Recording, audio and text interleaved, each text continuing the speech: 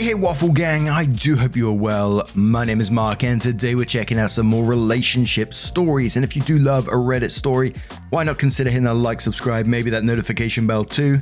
Thank you so much, and let's crack on with today's first story, which comes from It's Okay IDC. It says, am I the a-hole for refusing my brother and his pregnant wife?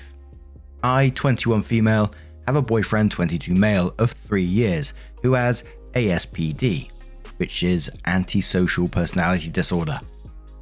My sister-in-law, who is 5 months pregnant, is scared of him and wanted me to end my relationship. After her pestering me for days and me trying to reassure her that I have a support system and my boyfriend will be completely cut off from her child, she still doesn't stop texting me every day to break up. Me and my boyfriend decided to fake break up until the baby is born. Today, I was running an errand for my brother and his wife. Sister-in-law asked me if I'm still seeing my boyfriend, to which I answered no. She told me I made the right decision and said that she can finally have a peaceful sleep. She keeps talking about how her stress levels have been going up because of my affair, and she's glad she won't have to raise a kid in the presence of my boyfriend.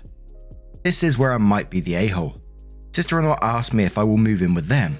I answer with a simple no. When she said she hasn't stated the reason for her request and asked me to hear her out, I told her I don't really care about your reason. I won't move in with you, and walked out the house. She texted me saying it's unfair and cruel of me to be upset at her for trying to do what's best for everyone. She wanted me to stay with them so she can keep an eye on me, and that I put her under a lot of stress, which is bad for her pregnancy. I feel like the a-hole, but also thinks she's pushing me too much. So as always, some of the comments ask OP some questions, which OP replies and gives some additional information. So starting with No Train, who says, the internet says ASPD is antisocial personality disorder. I'm wondering if he said or did something very inappropriate with her to act like this. If not, her reaction seems quite strange. You need to talk to your brother alone. Personally, I think you're in for a lifetime of heartache living with someone with this disorder. It's not their fault they were born with it, but they are not capable of real change. OP responds saying she is just generally scared of people with ASPD. I'm pretty sure my boyfriend is not interested in my sister-in-law in any form, and he values his peace and image, so he won't do anything inappropriate with her. She once had a miscarriage, and I think that's why she's overly sensitive. I'm not trying to change my boyfriend. Unless something wild happens, I'm happy with him in my life. Latro says, does your boyfriend exhibit symptoms of ASPD that affect you negatively? OP says no, not really. Apart from him not understanding why I would make myself emotional by reading sad novels. We get along well. Latro responds and says, has he shared with you any challenges he faced in his life due to having ASPD? It seems really odd that he would have that disorder and yet you have zero relationship issues. OP responds saying yes, but he doesn't think of them as a challenge, just as an annoyance. He's quite apathetic, and I'm also not the emotional type. When we started dating, we decided to make it last and go to couples counseling. He has been in family therapy and individual therapy since he was a child. He knows how to keep himself in check. I would say our relationship is mostly based on logical reasoning, and we both know what we want from each other. Paleontologist says, not the a-hole. Your sister-in-law is trying to manipulate you into being her live-in help. First by making sure you are single, next by getting you to move in. Don't lie to her anymore and block her number. Tell your brother you won't be letting his wife harass you anymore. And OP says, I told my brother about it, and honestly, I don't think he has any solution. I would suggest taking her to therapy. Zesty asked, info, has there been any issues between your boyfriend and sister-in-law initiated by him and related to his ASPD? Because if no, not the a-hole. Sister-in-law needs to stick her nose out of your business. OP response said no, they haven't met 5 times and haven't met after she learned of his diagnosis. She seemed to have quite an okay impression of him before. And one more question from Peanut Buttercup, who says, info, what? You don't live with your sister-in-law, you're not dating your sister-in-law. Why would you fake break up with your boyfriend about this? OP responds and says, the night before we made the decision to fake our breakup, I have an encounter with my sister-in-law at a store. As usual, she asked me to break up with my boyfriend and said some nasty stereotypes about people with ASPD. I know it's stupid of me, but I have an outburst and told her off, making her cry. I apologize and send her home, but her friends and relatives text me saying I'm stressing out a pregnant woman who only wanted to keep me safe. I understand her concern, and I was scared something might happen to her pregnancy again if she's too stressed out, so to keep her at ease, I decided to deceive her until she delivers the baby.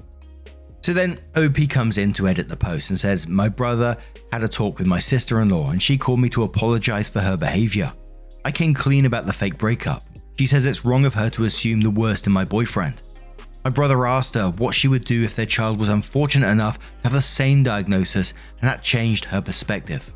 Her words. But she has her concerns still and think it's best for my boyfriend to keep his distance until further notice. And she will be speaking to her doctor about her anxiety and stress.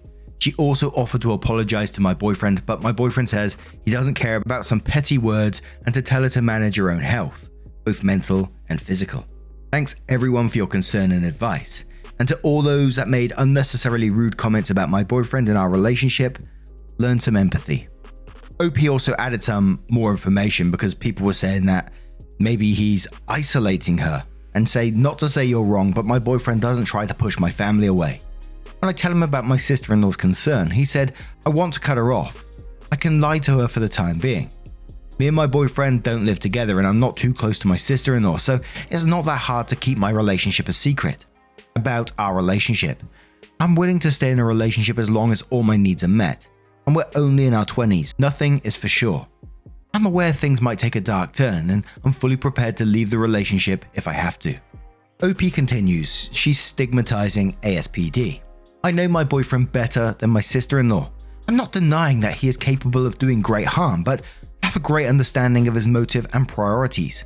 Committing crimes is of no benefit for him. He is from a loving home. He gets the help and support he needs even before he is diagnosed. No, I'm encouraged to be patient, but I should never accept it as normal behavior. The tricky part is that can't be said for sure his actions are the product of his disorder. Let's say he lies about something. I can't just say it's because of his disorder. Normal people lie as well. Unlike everyone here, I don't think she wants me to be a free babysitter. Where I live, it's not uncommon for relatives to help out during pregnancy. She already has a live-in maid/nanny. Also, I'm pretty sure her sister will move in if they end up not liking the maid/nanny. I believe she is concerned about my boyfriend's disorder, and if you add that with prenatal anxiety, it's not too surprising for her to stress over it. I don't think it's only a stereotype. After all, stereotypes aren't made out of thin air, and I'm not asking anyone to accommodate my boyfriend. ASPD is a spectrum. Not everyone with ASPD is a criminal, and to treat them as such is dehumanizing. Given the history and record of people with ASPD, I'd say it's understandable if you don't feel secure/safe with them, but treating them like the devil when they didn't even do any harm, especially if they're getting help/treatment, is just sad and unsympathetic. So then OP goes on to do their main update, which says, in my original post I edited an update about how I have a talk with my sister-in-law and she apologized for her actions. She also decided to see a therapist. As most of the comments suggested, I talked to my brother and parents about sister-in-law's behavior. It has been a week and we're all doing mostly good. My sister-in-law had her first therapy session. She finds it nerve-wracking but believes it'll be effective. She tells me she would randomly think about my boyfriend's diagnosis and get all anxious, and whenever she caught herself getting anxious over this, she played tavern music and drew a medieval town. I don't know the exact term, which seems to work really well to soothe her. She also gets a better sleep and the baby is healthy. I have read all the comments in my original post though. I disagree with some of the comments about my sister-in-law. I agree that I was at fault for not setting boundaries and lying to her about my relationship. I'm truly grateful for all the advice, and it was such a great insight and motivation to read about people who are in a similar situation as me and my boyfriend. I also apologize to my boyfriend for disrespecting our relationship. We both agree that we should no longer disclose his diagnosis to anyone. Unfortunately, we have to change our couples therapist and it's hard finding a new one. Apart from that, things are going well, and last Friday I formally met his family for the first time, which goes beyond my expectation.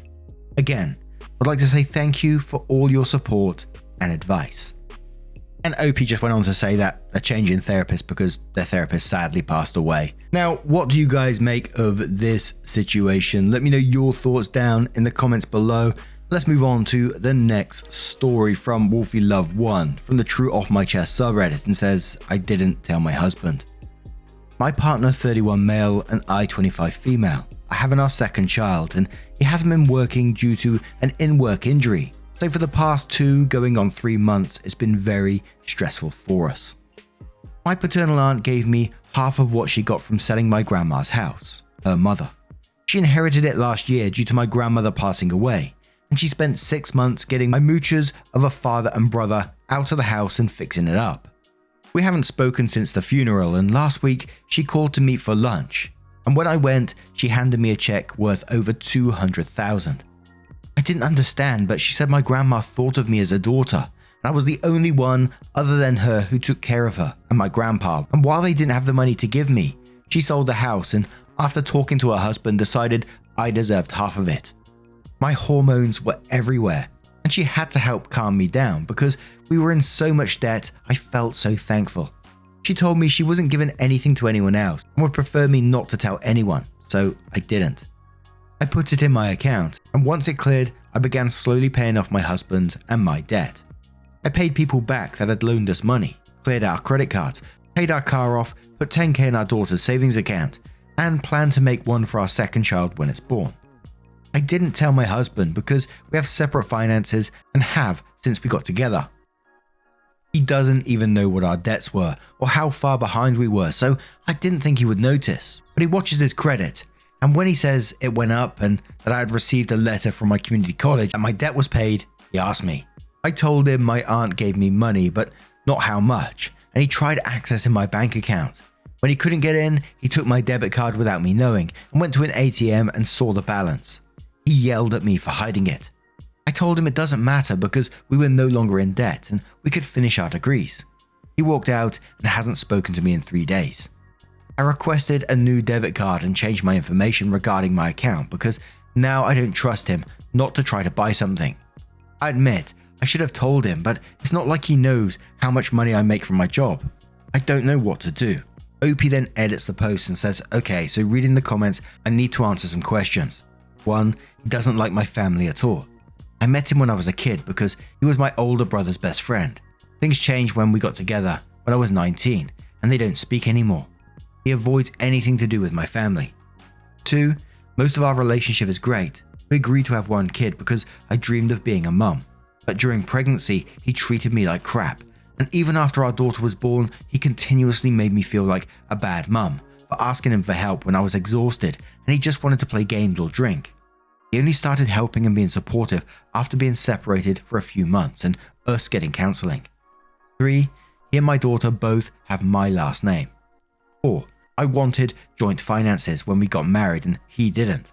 I was only in debt of $5,000 from my college at the time and he had some, but he told me that he had it covered, which I found out he did not. 5, what I meant about him not knowing how much in debt we were is that he'd open credit cards in both our names and max them out, and then when he couldn't use them anymore, he'd apply for more. I did not know this until hiring a firm to help get my credit up. They told me I could press charges or pay them off. I wanted to pay it off because he's my husband, and even if he puts us in debt, I do love him. 6, we didn't want more children. He got into a fight with his sister and she did something she shouldn't have, but he also refused to get snipped. We didn't find out I was pregnant until it was too late for another option. 7, we moved in with my mum to help us get things back on track and he got hurt at work. Yes, I believe he is depressed, but he's also blown all the money he had saved on video games, liquor and pot. He didn't spend a dime on any of the debt he caused, or for our daughter. He makes more than I do, but with the way he spends his money, it's like we live on 1 income. 8, do I trust him? Yes, I do in almost every way I can except for money, and he's proven that again and again. I also have been giving him more portions of the money so he can still go and do things he wants to do. It's not like I'm just hoarding it away from him. I just didn't tell him that it wasn't from my paychecks like he assumed. 9, he has the pins to my debit card, because while I didn't tell him about the money, I do let him use it when he needs to. And those updates, gee whiz, it just went like much more about telling him about the 200,000, treated you like crap during your pregnancy, and made you feel like a bad mum. Say that back to yourself. Secretly taking out credit cards, maxing them and getting more.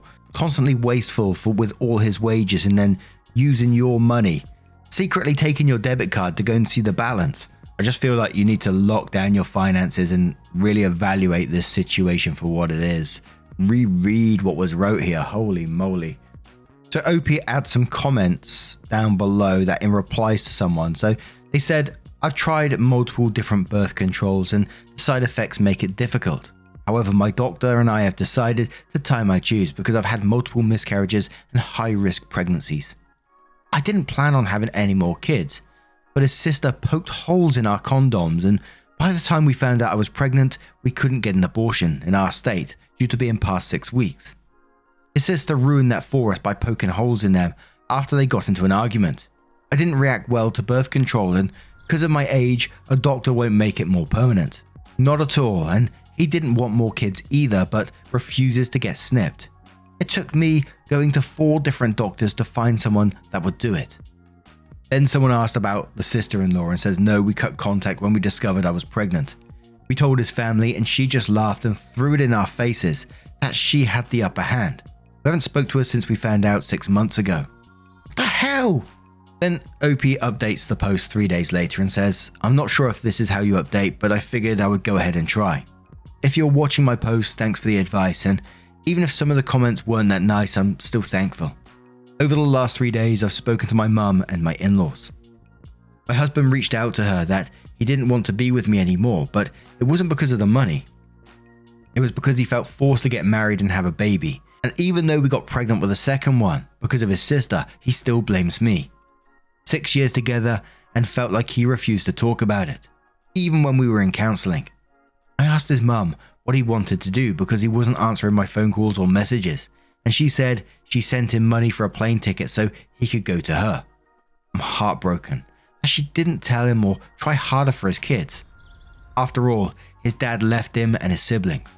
But I can't force him to stay, and I have to think about them right now. I don't know what I'm supposed to do. I spoke to a lawyer my friend used for his divorce yesterday, and he's going to help me draw up a divorce plan. He said my husband can go after the money, but he doesn't think he will. I'm filing for full custody and will be asking for a minimum child support unless he wants to sign his rights over. I'm done being stupid and thinking he would grow up. I packed his things and hired a moving company to take them to his mum's house, so all his stuff will be gone in a few days too. My first clue he didn't want our daughter was that she was not even crying asking where he is. She's just running around with me and my mum.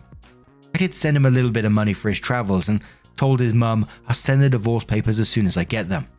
She told me okay and hung up. So that's what's been happening the last few days. I haven't spoken to my soon-to-be ex-husband and I am now fully on my own since I was 19. I'm hoping everything goes good. Hopefully I don't have to update again. I still can't get over the bit where the sister poked holes in the condoms. My neck almost snapped the double take I did there. And for real, stop sending this person money. Stop paying for the moving stuff. He can send a truck to pick up his stuff if he wants it. It sounds like the mum's quite far away, so that's going to be an expensive bill in itself. And then you said you sent him money for his travels. Stop. You're going to need that money more than he's going to need it right now. He's ran off back to mummy and completely ghosting you and your children at the same time. Absolutely ridiculous. But however, I really do wish the best for you and your children going forward. I'm hoping it's going to be one of those situations that we read and, after a while you're going to realize that, the fog has been lifted around you. You've been in a pretty shitty relationship and things will get better for you and your children. I'm not saying that's going to be easy because it sounds like it'd be bloody hard, but again, I wish you the best. Anyway, now I'm going to turn this one to you guys. What do you guys make of this situation? Let me know your thoughts down in the comments below. I still can't get over that sister-in-law, man. Not the fact that she just poked holes in the condoms, but when they announced they're pregnant, she sat in the back going, hey, gotcha. What kind of behavior is that? Absolute madness. Anyway, your comments. Thank you so much for being here today. I really do appreciate your love, your support, and time towards the channel. It's absolutely amazing. Thank you so much for being here. And hopefully I will see you in the next one. Take care and much love. Yeah, man, I remember being so naive when life was good, weather and palm trees. Back in the day, you were everything I need. But then along came a time when you crushed my dreams. Oh yeah, you played me like a fool when you made me believe that the line between love wasn't thick enough to read. Oh yeah, you see we in despair, crime everywhere. You're selling false hope cause you just don't care. Nah, you just don't care. Nah, you just don't care. You just don't. Still selling false hope, cause you just don't care. House, feel. If we talking to a uniform, who the real?